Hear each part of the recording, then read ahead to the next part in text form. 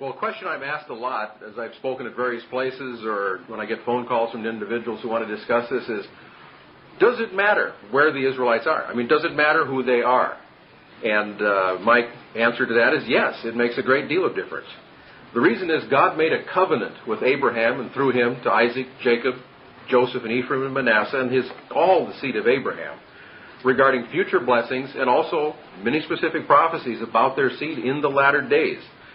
So unless you know where those tribes are, you can't possibly understand prophecy. And the other thing is, it's a tremendous boost to everyone's faith if you can see that God has kept His promises through history among nations, among individuals, and if you can see that God throughout all the millennia since the Bible was written has kept His word, it helps our faith to know that God will keep His word to us in our day and age.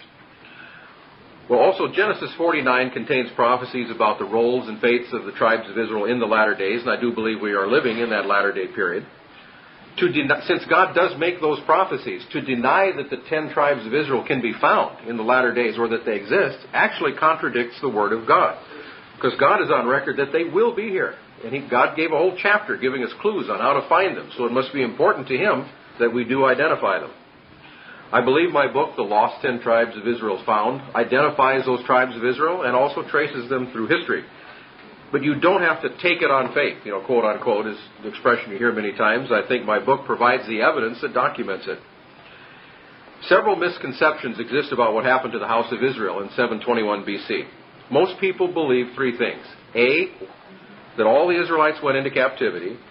2, that the 10 tribes opposed Assyria for about 3.5 years before Samaria fell, climaxing their fall. And C, that the 10 tribes became lost in history. All of those above statements are false, based on both secular and biblical evidence. I'll begin with a quote from Josephus, a Jewish historian from the 1st century A.D. In his book Antiquities of the Jews, he states, "There are but 2 tribes in Asia and Europe subject to the Romans. The 10 tribes are beyond Euphrates till now, and are an immense multitude, not even to be estimated by numbers." That's already an indication that God had fulfilled His prophecies about the seed of Abraham becoming as numerous as the sand of the sea and the stars of heaven. Hosea also, I believe it's in the 1st chapter, has a prophecy that after Israel went into captivity, God was going to multiply them into an innumerable number, which by the time of Josephus had happened. So Josephus knew the 10 tribes were not lost as of his time, and that was the 1st century A.D. He also knew that the Euphrates River was one of their physical borders. We'll get into more of that a little bit later. But educated Jews knew 8 centuries after Samaria fell where the 10 tribes were, how many there were, and a good deal of information about them. Well, to back up, what did happen to the Israelites in about 721 BC? And I'll quote a number of scriptures. You don't have to turn to them if you don't want, or just write them down. 2 Kings 17, 5-6 states that the king of Assyria came up throughout all the land of Israel and went up to Samaria and besieged it for 3 years, and carried Israel away and placed them in the cities of the Medes. While the Bible states that the Assyrians went through the land of Israel, it says nothing about them reaching or meeting any resistance anywhere in the land except in the city of Samaria. 2 Kings 17 indicates that the rest of the nation had been abandoned. As you recall, it talks about when they brought new people in, the place had gone to the wild beasts. So it really had reverted to the wild and had been abandoned by their population during that 3-year campaign. The Bible and Assyrian records indicate that only about 27,000 captives were taken from Samaria. Biblical censuses just before this show that Israel numbered in the millions. So where did they all go? To give that answer, we need to back up just a little in history. The Phoenician Empire of about 1000 to 700 BC was in fact the Israelite Empire, which was built under King David and King Solomon, allied with King Hiram of Tyre, and the other cities of Sidon, Byblos, and so forth that are commonly called Phoenician. The Bible notes they practically merged their peoples together. If you recall from the Bible, Solomon had many thousands of the people from Sidon coming down to work on the temple, that the Israelites had gigantic work gangs. In fact, Solomon had a draft to send people up north to hew down the cedars of Lebanon and bring them down to the temple for his building projects. So the nations practically merged together. The Bible also tells us they commingled their crews and their navies, that the sailors from Tyre and Sidon showed to the Hebrews the knowledge of the sea and the special navigation skills that they had, by which they were known as famous mariners. And I'll have more on that later too. But history shows their golden age was only during the period that Israel was in the land, from about 1000 to 700 BC. Those dates match very well with the rise of David and Solomon to power when that alliance began, and around 700 BC shows when they were gone from the land. Then Phoenicia reverted to a fairly small power. The Greeks indicate that these people who were called Phoenicians included a lot more than just the city-states of Tyre, Sidon, and Byblos that you'll see along the coast of Lebanon. The Greek names in their histories, and Homer and others, record that the Phoenician term was applied to the whole east coast of the Mediterranean and included the land of Israel and Judah. Now, the Phoenician Empire had many, many colonies in the Mediterranean Sea area, the west coast of Europe, the west coast of Africa, and into the British Isles at least. Some Phoenician names regularly had the term BRT in it. And BRT, or BRTH, is the Hebrew word for covenant, Berith. Some of you have heard of the Jewish service organization B'nai Berith. That's Sons of the Covenant. And BRT is the word that shows they were the covenant people. Well, the Phoenicians were not the covenant people, but the Israelites were. So the fact that BRT was a dominant thread that ran through their alliance shows that the covenant people were proclaiming who they were. Phoenicia had a colony in Britain, which included that BRT designator from about 1100 BC or before. Carthage was a Phoenician colony. They had BRT also on their coins. 1 Kings 10:24-25 says that Solomon had an international empire, and evidence confirms that the Israelite Phoenician Empire came to North America. Those of you who have read my book, and some of you have read Barry Fell's America BC or Saga America, confirm the evidence of this. You won't read it in the standard history textbooks. You have to know what journals to go to in the colleges and the rather arcane archaeological journals and so forth. But the evidence is there. It's just not being passed out to people. The Phoenician Baal worshippers had fairly large colonies in America. As Barry Fell's book points out, they had a large temple to Baal in New Hampshire that's called Mystery Hill. In fact, I've seen it on the Discovery Channel, where it showed Barry Fell walking through the ruins of what was left. And frankly, there's not much left, because all you have is the basements of these buildings. Because when the American colonists came to New England, as they were building their cities and towns in New England, they needed building materials for streets and buildings. They found this complex of buildings. Brick buildings, it's on the New Hampshire-Massachusetts border, I think. They disassembled them, and they made their cobblestone streets out of these bricks. Well, when the Epigraphic Society, led by Barry Fell, realized that there were inscriptions at Mystery Hill in ancient Phoenician, Carthaginian, the Celtic languages, they were literally going with, on the bricks that were still left that they could identify had come from that site, and they were looking for inscriptions with their magnifying glasses along the streets or on the sides of building, and sure enough, finding them. Dedications to the pagan gods you read about in the Bible, Baal and Ashtaroth. And so they were over here. These date from about the second millennium BC to the 800 to 600 BC range. In my area of the country, in Davenport, Iowa, they dug up a New World equivalent of a Rosetta Stone. Remember the three languages that were found in Egypt where they were able to decode the hieroglyphics of Egypt? A similar stone exists in a museum in Davenport, Iowa, to this day. It has three languages. It has the Punic Iberic, which is a descendant of Hebrew, the Egyptian hieroglyphics, and also the language of, when we say Libyan back then, it was really the sailors, the sea peoples of the Egyptians. It shows a maypole celebration, with the fronds coming out from it, but it was a human sacrifice ceremony at that time. And so it's clear that they were still into the rather barbaric rites of the Baal worship. But the worshippers of the true God were here as well. The Ten Commandments were found in ancient Hebrew on a stone tablet in Ohio. It was dug up in one of the mound builders, mounds that are through the Ohio River Valley. Well, it was dug up in 1860. What it showed was that it was a Semitic grave. They dug up a Ten Commandments Decalogue stone inscribed with a picture of Moses, the Ten Commandments in ancient Hebrew. It even had a strap hewn into the object where you could put a hole for a strap, where you could put it over your back and travel. It was probably a prominent Levite who was buried there with the law in his possession. And also, even more impressive is that the Ten Commandments that is carved on a large inscribed stone in New Mexico. I saw it last October, and in fact, there's a picture of it on my website for my book that I'll give you at the end of it. But it's a large stone. It's about this big. It has the Ten Commandments inscribed on it. It's been largely protected from the weather. and it's on the pathway up a path to a fairly flat-top mountain, but there's around a dozen other Hebrew inscriptions there. One of the associates at Barry Fell took me on the tour of that last October, and some of the inscriptions they hide from the press or vandals and others because they don't want them to mar them. They want to preserve them. One of them is apparently tribe of Asher. On the very highest part of the mountain, there's an inscription saying, Yahweh is our God. And this is the Hebrew from 1200 to 600 BC, the Paleo-Hebrew, where they still wrote what we call the Tetragrammaton, the name of God. And in the rabbinic period, they didn't write that. So you can date it that it clearly goes before that period of time. Well, why aren't these facts in the history books? Well, this is not God's world. There are powers in this world that until God dethrones them, they do not want the truth out. They want to keep people in ignorance. Now, Britain had been an Israelite colony for about 300 years when Samaria fell. Some tribes sailed for the British Isles. The Simonai, it's in the ancient records of Allen's book, arrived by sea, and he dates it to about 720 BC in Wales. The early Welsh called themselves also the Beriths or the Brythonic Celts. There's that BRT again. If I had a blackboard, I'd just write it. BRT, how often this appears in their records, the covenant people.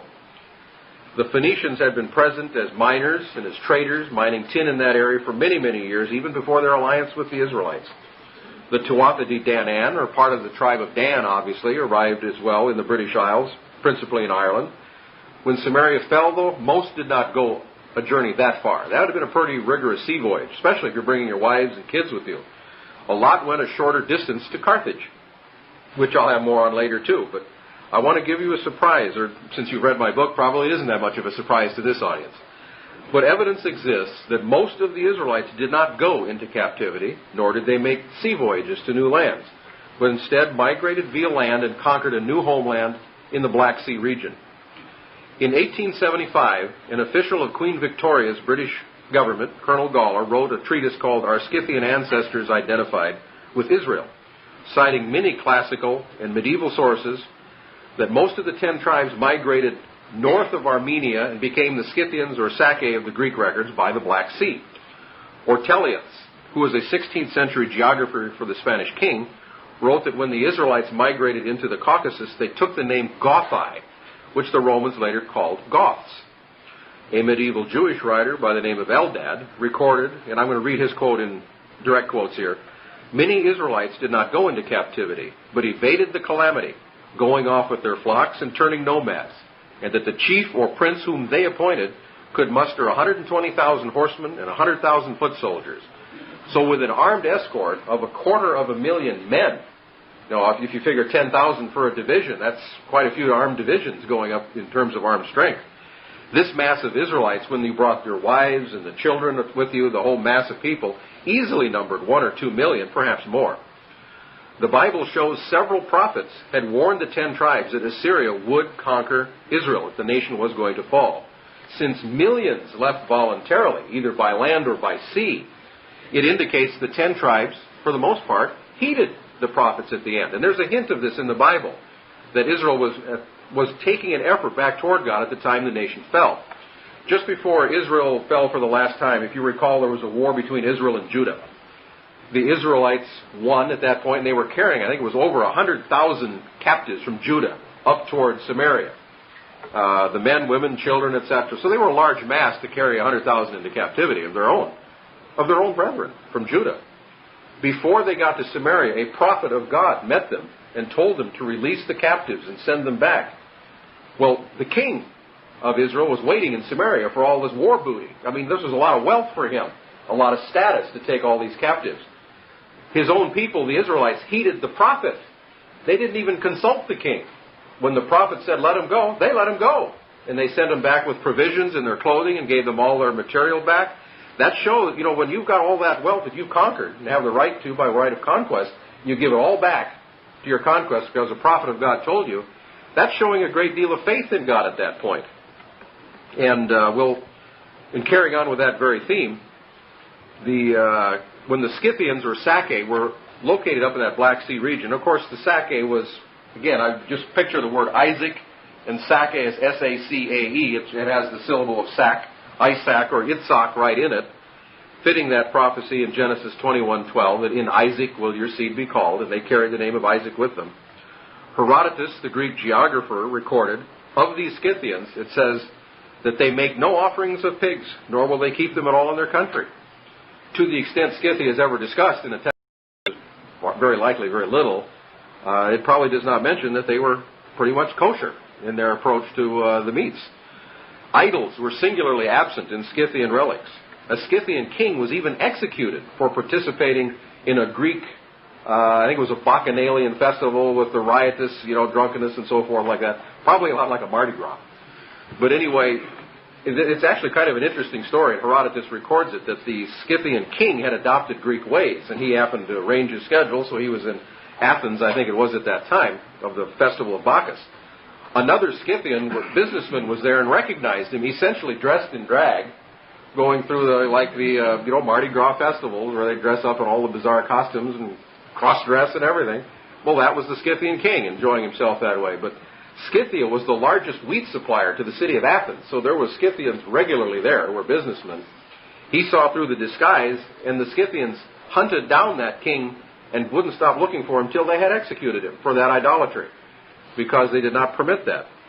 A century after Samaria fell, the prophet Jeremiah in chapter 3, verse 12, gave a message from God to the 10 tribes, which is frequently overlooked in the Bible. In that passage, God tells Jeremiah, send it to the north, north being up on a map. If you look in the Bible atlases that you have, you'll see that from Palestine going straight north, you come to the Black Sea, which is exactly where these other sources I mentioned said most of the Israelites went. But in that particular message in Jeremiah 3 and verse 12, God actually has some better things to say about Israel, indicating that they were not in a state of complete rebellion against God. In fact, they were, at that point, closer to Him than Judah. Now, the Scythians gave the Israelite names to the rivers that emptied into the Black Sea when they got there. They used to have Greek names like the Ister, the Borysthenes, and I forget Tene, I think, and I forget the other one. They gave it the names Danube, Dniester, Dnieper, and Don, all of them after the tribe of Dan, right after Israel got there. In about 624 BC, Scythia conquered all of Asia Minor, Mesopotamia. They passed through the area of Palestine, were at the borders of Egypt ready to invade when the Egyptian rulers gave them tribute to make them leave them alone. But Nineveh and the Assyrian Empire were effectively given the coup de grace as this. They ravaged the land of Mesopotamia. And you can see the revenge motive here, that Israel, who had been driven off its land, would love to come back and do payback to the Assyrian Empire, which they did. But the Scythians were very protective of the Jews in Judah, didn't harm them at all. This would have been during the reign of King Josiah, which is covered in the Bible. Now, you remember the reign of King Josiah? That was when, for some reason, Josiah was provoked into looking for the temple and cleaning it out, looking for the law. What motivated him? Now, if those Israelites were pouring through the land by the hundreds of thousands in that area, of course, it wouldn't have been the whole families, it would have just been the military at that point. But if the Israelites that we know from the records of Herodotus didn't eat pork, they wouldn't tolerate idols. One of the others said that they were jealous of God. When they went up there, they had heeded the prophet and left. They probably got back to Palestine. Judah, our long-lost brothers here. And they obviously were keeping some of the laws of God, and the Jews said, huh? What do you mean, laws of God? The Scythians were probably shocked. Josiah was probably provoked by their presence and what they were saying into looking in the temple. Well, what is the law of God? I mean, he had to have a motive, and the Scythian presence gave him that motive. So anyway, he looked at it, and they found the law, and he rent his clothes, and they tried to turn back to God, and they kept one of the holy days, etc. But it's interesting that at the time, secular history tells us that there was a lot of Scythians, or Sacae, in Palestine. The Bible, during the reign of Josiah, doesn't call them Scythians, or doesn't call them Sacae, but it says at that time that Josiah invited the people of Manasseh, the people of Ephraim, the remnant of Israel, or Israel that were present there at the time of Josiah's reign, to join in the holy day. And that's in 2 Chronicles 34:9 and 2 Chronicles 35:18, if you want to write it down, where since the Bible was written from the standpoint of the Hebrew people, it gives the Scythians their old Hebrew names, which were still very well known to the Jews, because only a century had gone by since they left. In fact, the Scythians probably originally intended to stay there. They'd heard from their grandparents about the land of milk and honey, etc. And they were probably going to recolonize it. But when they got there, of course, the Assyrians had brought new people in, and it was no longer the land of milk and honey. It was the land of weeds and foreigners. And they really did not stay. They only stayed about 28 years, and they figured, forget it. We're going back to the steppes of Russia, where they had wide open spaces. The land was fertile. They had plenty of room. Palestine is pretty small. And the Scythian numbers were growing exponentially. So they couldn't stay there and left. Now, Herodotus stated that the Scythians were a civilized people. Epiphanius, another Greek, stated that the laws, customs, manners of the Scythians were the standards of civility and polite learning. Now, we are taught in our textbooks that the Greeks and the Romans were the great civilizers, right? I mean, nobody could learn anything unless a Greek or a Roman learned it first, is the general propaganda we get. Many of our textbooks are repeating Greek and Roman propaganda, as I'll get to in just a minute. But this is an example where the Greeks themselves said that the Scythians were the standards of civilized behavior. Where do you think the Greeks got their civilization, or many of their civilized activities? From the Scythians. Paul, in Colossians 3:11, agrees. He draws a series of contrasts where he mentions the Scythians. Remember, he says that in Christ you're neither Jew nor Greek, bond nor free, barbarian or Scythian. So Paul himself was using Scythian as the exact opposite of a barbarian, holding them up as the standards of civility, just what the Greeks said. In 528 BC, Cyrus the Great of Persia, who I'm sure you've heard about, attacked the Scythians living near the Caspian and Aral Sea. Persia attacked a main tribe of the Sake called the Massa Getae, which in my book I identify as Manasseh. Scythia was ruled at that time by a queen. Her name was Tamaris. Obviously, Tamar is one of the Davidic names. David had a daughter, Tamar. That name shows up among the roots of Judah. So, remember the promise that King David's seed would be ruling over, not Judah, but the 10 tribes of Israel? Here we have some of the Israelites being ruled over by a queen with a Davidic name, showing God had kept his promise. Now, this Queen Tamaris I discuss in my book was quite an old world version of the Iron Lady, Maggie Thatcher of Britain, who I always had a very high opinion of.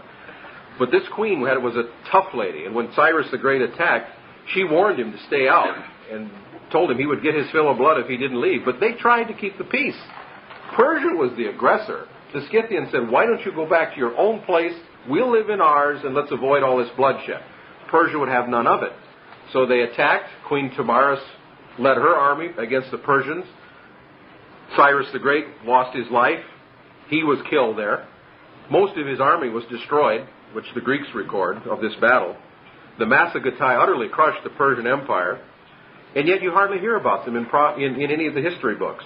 We hear about the losers, the Assyrians who lost to the Scythians, the Persians who lost twice to the Scythians again. And King Darius, then of Persia, tried for some revenge in about 512 BC. He led an army, bigger one this time. They had more respect for Scythia now. He led an army of 700,000 over in the Black Sea region of the Scythians. He didn't try to fight those ones on the east anymore. He went over to the west side to see if they were a little softer. Well, they had different tactics, just like the Russians used against Napoleon or against Hitler. They just had scorched earth. They pulled back into the they filled in the wells behind them, gave nothing to the Persians. They extended their supply lines eventually too far, and it became untenable, and they all had to retreat. But the Persians lost 70,000 men in that particular engagement. Now, that's about what the United States lost in 14 years in Vietnam. And Persia lost that just in one campaign, lasting a few months. The one thing I do want to mention about this is the eagle was a common Scythian symbol and a clump of arrows being held in the talon of the eagle. Can you think of a modern country in the world that has its eagle crest with a clump of arrows as its war sign? The United States, which I identify as Manasseh, and that was the Massa Getae of Scythia, had the same image. Now, Daniel's great image in Daniel 2 needs to be understood not as a prophecy about all the world empires. It's a prophecy about the Gentile world empires of Babylon, Greece, Persia, and Rome, because the Israelite empires frequently were as great as those Gentile empires and frequently defeated them, as we'll get into later. Now, I want to shift the focus to Carthage. You probably have images in your mind of Hannibal marching the elephants across the Alps, etc., and that's about where it ends. But in the mid-9th century BC, Israel and Phoenicia were devastated by the drought, which Elijah prayed for. Now it's interesting, God didn't tell Elijah, I've had it with these people, I'm going to send a drought. No, it was Elijah that said, Elijah had had enough with the people, and he sent the drought. He said, I accept it by my word. Didn't say God's word. He said, by my word, there won't be any rain. God honored it. Elijah was that close to God. But the lesson here that we have is that Phoenicia and that whole area of Israel was drying up. I mean, every people were starving to death. If you were one of those people, would you stay and starve? Or would you get on a boat and go to one of the colonies where you had plenty of food and you weren't going to starve? Well, it was a no-brainer. So anyway, a lot of people left. That's when Carthage had its huge infusion of population, was during the time of Elijah's drought. But there's a lesson here. God did not, he hid Elijah from Ahab and Jezebel. In fact, he hid him in Zarephath, which was a suburb of Sidon, the hometown of Jezebel, where she never would have dreamed of looking. But God caused Elijah to go through the same conditions that he asked God to send on his nation. First, he went out in the countryside. Remember, the ravens fed him by a brook. Then it dried up. So he got to see the suffering in the countryside. Then God said, okay, get thee to Zarephath. And he took him over to this widow and the son. Remember that they thought they were going to die, and God kept them alive miraculously with just a little bit of oil and a little bit of grain. So God had Elijah see the suffering in the city.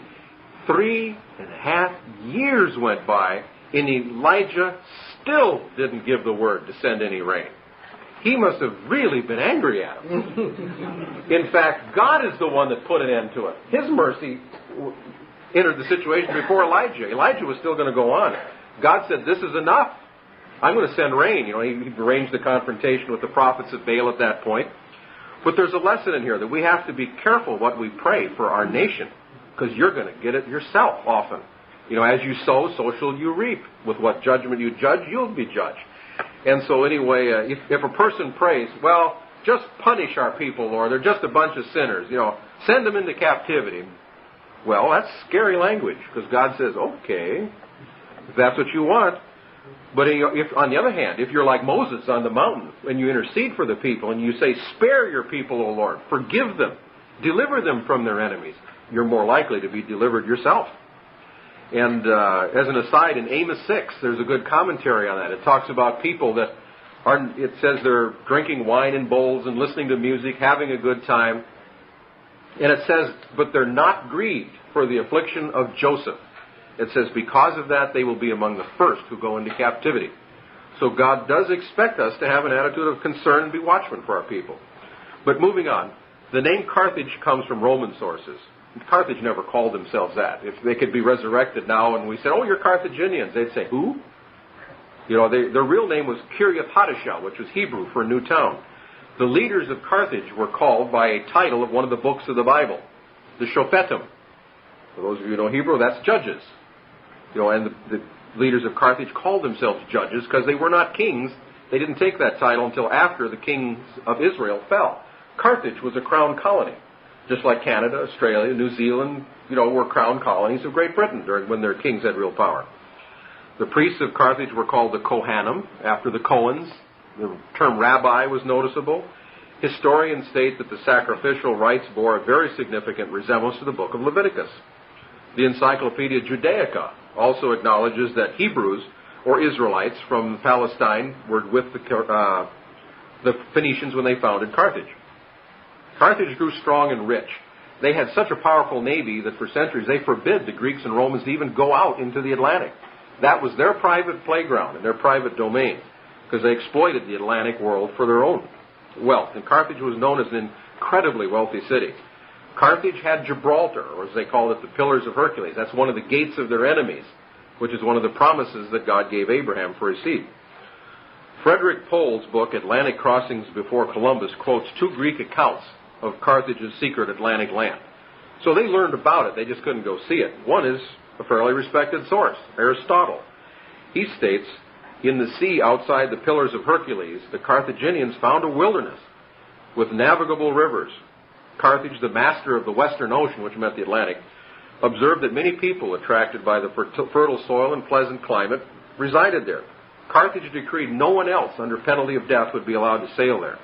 They kept the land secret. Another Greek writer wrote, there lies a very great island in the vast ocean, many days' sail westward from Africa. The soil is fruitful, a great part of it is mountainous, but there's a large plain watered with several navigable rivers, the Mississippi, the Missouri, the Ohio, etc. The mountainous part is clothed with very large woods. Well, obviously, this is North America. And the Greek histories also record that the Carthaginians sent fleets with tens of thousands of settlers out through the Pillars of Hercules. They assumed they were going to colonies in Africa or Europe, but frankly, there isn't a population base there to indicate that that is where they went. And now, through the work of Barry Fell and the Epigraphic Society, we know a lot of those colonists came to our side of the Atlantic. Carthaginian coins, writings, and artifacts have been found in Colorado, New York, Alabama, Georgia, Connecticut, Nevada, and other places. But why are these facts not in textbooks? Well, obviously it's being suppressed. We're in a Darwinian evolutionary society. They don't want anything out there that supports the Bible or gives credibility to it. They want to defend their God, natural selection. But the fact is, the Phoenicians and Carthaginians sailed the oceans for centuries. They knew the world was round about a millennium before the Greeks learned it. So we have this myth that the Greeks were the founders of all civilization, when in fact the Phoenicians and Carthaginians would be just absolutely amazed if they could be resurrected now and see that their ancient propaganda was being taught as facts, because the Greeks got this world is flat notion from a disinformation campaign from the Phoenicians and Carthaginians. They knew the wealth that was out on the other side of the Atlantic and other places. They wanted to scare everybody else away. So they invented those maps you see in the ancient world where it shows these monstrous sea creatures that would just gobble ships, So the Carthaginians invented that to scare their enemies off the ocean so they could have a monopoly. And they understood latitude and longitude. They knew how to navigate with the trade winds and the currents back and forth across the oceans with no difficulty. But the Greeks, for example, were so ignorant of this that at one point the Carthaginian navy, which usually blocked the Pillars of Hercules, was gone on a war. A Greek sailor from Marseille, France, named Pythias, sailed through the Pillars of Hercules and started going north in the direction of Britain. He was absolutely amazed to see that the constellations changed position in the sky. Further north he went. He went back and told the Greek world, the earth must be round. The positions of the stars is changing. It's like I'm sailing on a sphere going, They all laughed him to scorn and said, no, of course it's flat. And so that's where our great Greek civilization also was deceived by the Carthaginians. Well, Carthage did have an entire civilization here. Historians discuss two mysterious civilizations in ancient America. The Adena people, who inhabited the Ohio River Valley, they can identify from about 1000 BC onward. Now that's the time of King David and Solomon, when they were sending fleets across the ocean, until they merged with the Hopewell people around 300 to 200 BC. They died out centuries later, but 300 to 200 BC is a key time as well. That's the time of the Punic Wars, when the Carthaginians were losing to the Romans and more of their people left for their colonial system as refugees. The Epigraphic Society also has a quote that I put in my book that Presidents Jefferson and Harrison, about the mound builders, they were wondering if these weren't built by the lost tribes of Israel. And one of the artifacts in an Adena grave was translated by Barry Fell as Punic, in the form of an alphabet used in Iberia, that was in Carthage's territory, in the first millennium BC. It was a language of Carthage which was from the Hebrew. So as soon as they found out that, there's Semitic goods in these mounds, we don't want to dig up anymore. The establishment didn't want to find out anything more there. There were Semitic names and grave goods. They even had copper hides. Those of you who, it was a form of ancient currency. It was a copper that looked like a rectangle with hooks on it. And they've even dug those up in American sites. But next I want to discuss an Israelite empire that rose to power in Asia. If I asked you what nation declared its independence from a powerful empire, had its Revolutionary War, and celebrated their Independence Day as a national holiday, became a superpower, and pioneered a great deal of freedom for their people, what nation would you answer? Well, obviously, the United States. But in the ancient world, Parthia is the correct answer for all of those questions. There's a remarkable parallel. The Scythians and the Parthians were related tribes. The Greco-Roman historians are very clear on this. Greek history states that the Parthians passed from the dominion of the Assyrians to that of the Medes, to a position under the Persians, from which they became independent. And that aptly describes what happened to the Israelites who did go into captivity. And frankly, a lot of them did, because remember the Assyrians, although they took only 27,000 from Samaria, they took most of them about 20 years earlier when they took all of Gilead, which is Gad, Reuben, half tribe of Manasseh, the entire tribe of Naphtali, and pieces of Issachar and Zebulun up by Galilee, the Bible says, in that particular area. So a lot of those did go into captivity. Places. Obviously, Isaac. God promised King David also in Jeremiah 33, his seed would be ruling over the house of Israel. David was of the line of Perez. We can see that when we look in the begat section of the Bible. The Parthians and Scythians were ruled by kings with the name of Perez. Kings of Iberia in the Black Sea area of Scythia were called Phares Menes. A lot of them had the term Phares right in their name. The Parthian sub-kings in the area of India had Gondophares or Gondophares. That name is sometimes associated with one of the three wise men. Was ruled in the area of West India. Now recall that the Hebrew word for covenant was BRT or BRTH. Historical sources and linguists state that the ancient Semitic tongues were interchangeable in some of the letters. Like P and B were very interchangeable. The Greeks did this a lot. A linguist would call it it's a labial consonant. If you can make pa or ba, you make the sound with your lips. Very similar. And so that we get the term Parthia from Greco-Roman sources, but if you change the P to a B, the consonants of Parthia is B-R-T-H. Again, the covenant people, right in their name. We know the Greeks did this because at times they called the Britannic Isles with a P, the Britannic Isles. So if you're consistent with Parthia and Brythia, which is probably what they were really called, we can see an Israelite name. They grew too numerous to count in Asia, as Josephus says, and they eventually became known by their clan or sub-tribal names. Numbers 26 gives us those sub-tribal names. And have you ever decided to read the Bible through in a single year? You set your schedule and you say, well, I need to read so many chapters a day. Okay, you start in Genesis, that's interesting. Yeah, Exodus is pretty good. It gets a little slower when you read through all of those laws of the sacrifices and so forth. And then you get to Numbers 26. And you start in that area, it's so-and-so begat so-and-so, and so-and-so begat so-and-so, and that person begat so-and-so and begat sons and daughters, and they begat so-and-so. And it's easy to fall asleep. That's about where my resolution stopped. I remember years ago when I tried that. And frankly, if you're reading the Bible for, some remarkable inspiration or doctrine, you're not going to find it in Numbers 26. But for a scholar tracing the Israelites, these are absolutely invaluable because those names surface in history. You can find them. And without that information, it would be almost impossible to trace them. So God knew what he was doing in that part of the Bible. And Ephraim's sub-tribes in the Bible are called the Iranites, the Bactrites, and the Tahanites. The three tribes that formed the backbone of Parthia were the Iranians, the Bactrians, and the Tahanites. Exactly the names of the three of the major clans of Ephraim.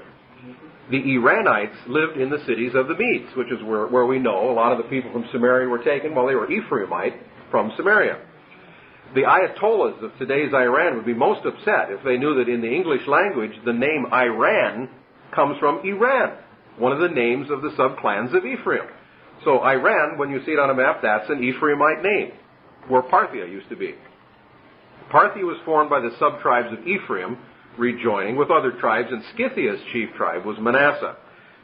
They were the chief tribes of two separate concurrent empires. Often Manasseh, Scythia, came to the aid of Ephraim in wars against Greece or Rome, just like Manasseh, the United States, comes to the aid of the British in wars in World War I and World War II. In the 1870s, the famous English historian George Rawlinson wrote this following quote. He states the picture of the world during the Roman period was defective in omitting Parthia, a rival state dividing with Rome the sovereignty of the known earth. From first to last, there was always in the world a second power, which balanced Rome. This power, for several centuries, was Parthia.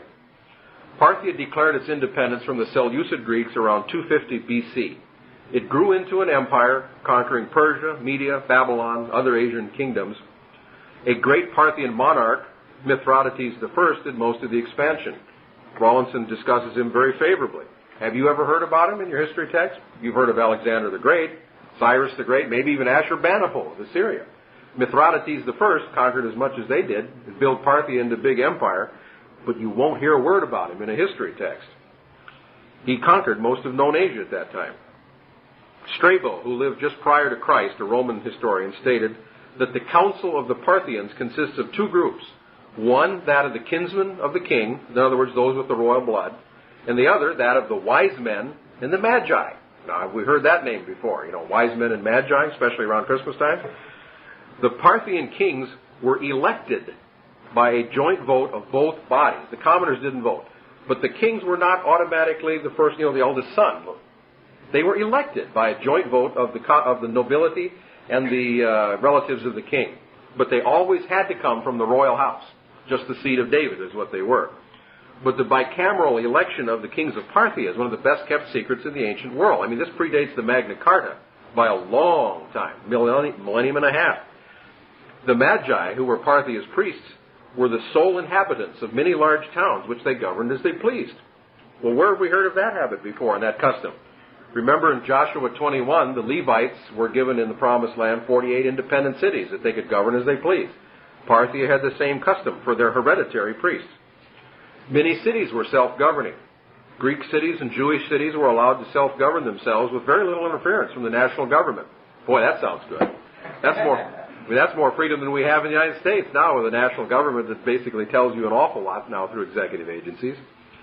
But today we learn history from a Greco-Roman view and ignore the history of Israel's much more enlightened empires. In 140 BC, some of the Scythian tribes moved down from the area of the Caspian and Aral Sea and became part of Parthia. One of them was the Naphtalites, obviously the tribe of Naphtali. The most prominent tribe was the Massa Gittai that had defeated Cyrus the Great. These were people that were in Gilead that had originally gone captive. When Assyria fell, they moved up and escaped into Russia. Now they were coming back and rejoining the rest of what was Israel. The western Scythians by the Black Sea were still independent. I'm going to give you some information about the Parthian-Roman wars, because frankly, they're a very fascinating period of time. We have this image, in Hollywood cinemas and in history books, that Rome was the great conqueror. No one could resist Rome's will. Well, that's not true. Rome was at one point ruled by a triumvirate of Caesar, Pompey, and Crassus. Crassus invaded Parthia, which was the first of many wars of aggression by Rome against Parthia. And this was at about the middle of the 1st century BC. Parthia fought Rome with just their heavy cavalry. Their infantry, they didn't think that highly of Rome, so they sent the infantry to fight a different war up in Armenia. So the heavy cavalry met the Roman Empire's army, and Parthia fought the Romans it was almost like going through a time warp if you had been a Roman soldier, because this is the description of Parthia's heavy cavalry from Rawlinson again. This is from the Greek sources. The horses' heads, necks, chests, and flanks were protected by armor of brass or iron.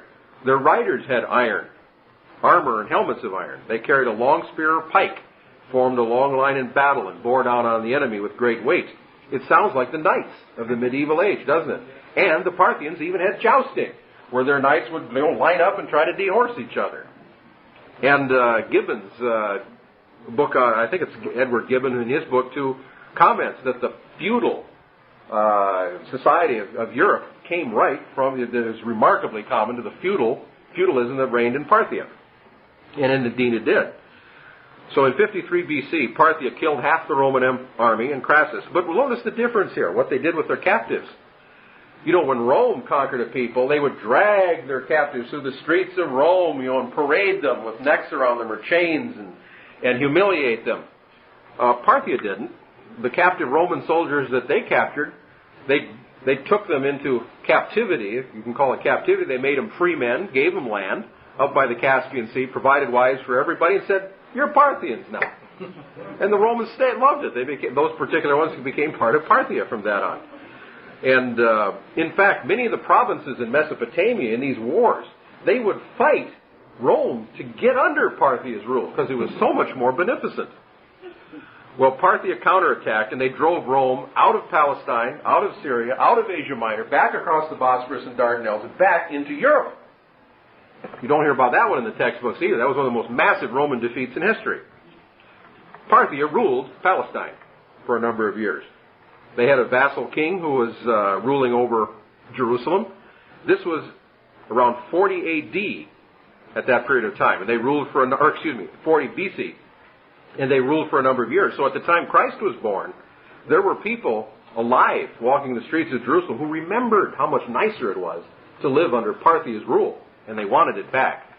Which is going to also, and the Pharisees did too, which is going to have some impact on Christ's life here. But at any rate, it's significant to realize that Palestine was ruled by Parthia, the tribes of Israel, just a few decades before Christ was born. Rome counterattacked, and they went back and forth, but finally the Euphrates River became the established border between Rome and Parthia. To cross it with troops meant war.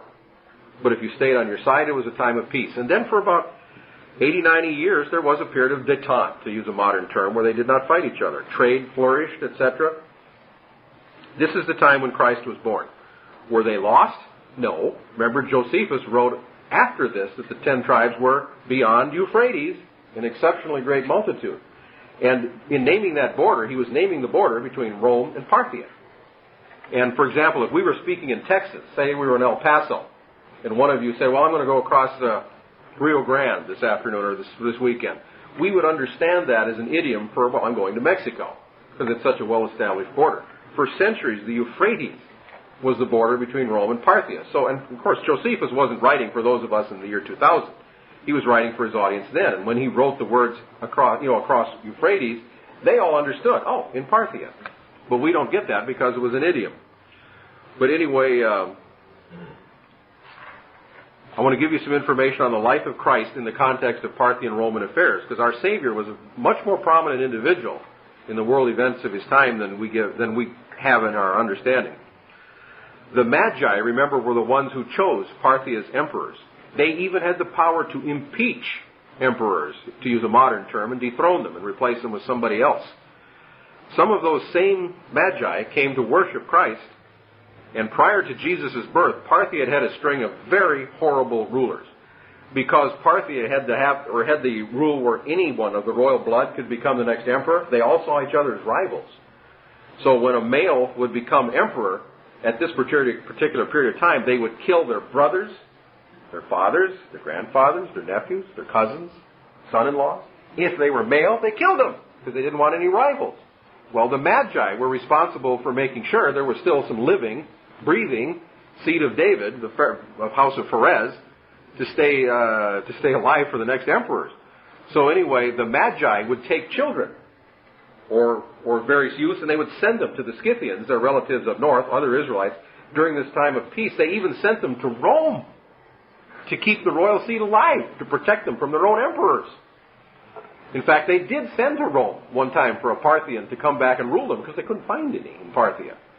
And so anyway, at that particular time, this guy was so Romanized, they had to get rid of him, and they went looking in Scythia to go find the guy they had deposed to bring him back, because it was really hard to find someone with the royal blood because they'd all been annihilated. So at this particular time, you have the Magi coming to Jerusalem, looking for he who is born a king.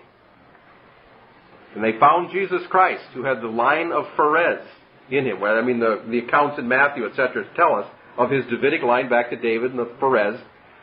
So that was the royal line of Parthia. And they were looking for this child that they had heard. And, well, of course, they had heard from the angel. I think it was the star that led them. But anyway, they were looking for he who was born King of the Jews. They knew he was a royal bloodline individual before they ever got to him. Now, Matthew 2, verse 3 says that Herod and all Jerusalem with him were frightened or scared when the Magi came. Now, the standard Christmas card picture we have is of 3 guys on camels, all dressed in royal robes and crowns, displaying their gold and frankincense and myrrh from their saddles. And that just is totally unrealistic when you look at the real world the way it was. If you were traveling with any valuables, you had an awful lot of armed guards guarding that. And you didn't advertise and flaunt your wealth, or your king and royal status, much less you didn't travel without escorts. Because there was nobles and there was brigands and pirates, on the land routes that would rob a caravan and plunder it for its wealth. Josephus tells us that Jews from Parthia at this particular time, when they would send holy day offerings to Jerusalem, they would send them escorted by 10,000 armed men. That's how dangerous it was on some of those caravan routes. Jerusalem was a major caravan city. I mean, it was at the hub of 3 continents. They were used to having caravans of tens of thousands of people. Thousands come in routinely. 3 tired guys on camels wouldn't have scared the wits out of the city of Jerusalem. Believe me. There was something a lot more to this story than our Christmas card, posters that we have of this. Well, the fact was, since these magi and wise men, and I think there was 10 of them, or 12 for all the tribes of Israel, because there was a lot of Jews, and there was more Jews in Parthia than in Judea. I think when they came, they had the right to travel with thousands of escorts from the Parthian heavy cavalry, those mounted knights.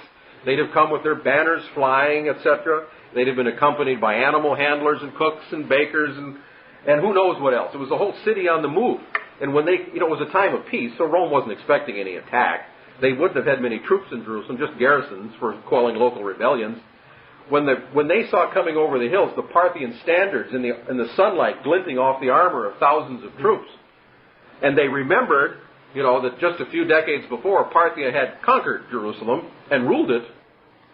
When Herod, met the wise men, Herod was a very wicked king. Remember, he killed the children, under a certain year of age because he wanted to get rid of Christ. And he was a vicious man when you read about him in secular history. Yet he received those magi with utter deference.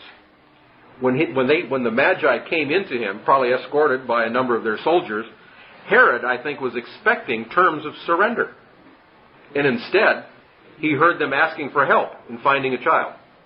He was probably greatly relieved to hear that. But one of the lines, remember, the Magi said, "Where is he that is born, King of the Jews?" Well, the Parthians had put up one of their own rulers as King of the Jews, just a few decades earlier. So this could have been a huge insult. I mean, it was an insult to Herod. He could have blown up and said, "Well, I'm the King of the Jews. Off with their heads." If they had just been unescorted, he would have. But he had to treat them with utter deference, and I think that's because they had brought a whole army with them. And so instead of being besieged, they found that they were there to look for a royal child. And I'm also convinced that the Parthians who came at that point did not just bring one little saddlebag of gold, one little vial of myrrh, and another of frankincense. No, with that big a party, they had a whole train of camels and donkeys, loaded with saddlebags of gold, incense, spices, all the wealth of the East to bring as their royal gift. In a larger sense, this was the gift of God the Father to His Son, Christ being born, delivered through the tribes of Israel and their rulers, probably one for each of the tribes. It would have been most symbolic. This made an impression on Rome, believe me, having an army of thousands and thousands coming to Christ to worship Him as of course, it was just the Magi. They basically snuck out and away from the spies of Herod to go worship the young child Christ in person.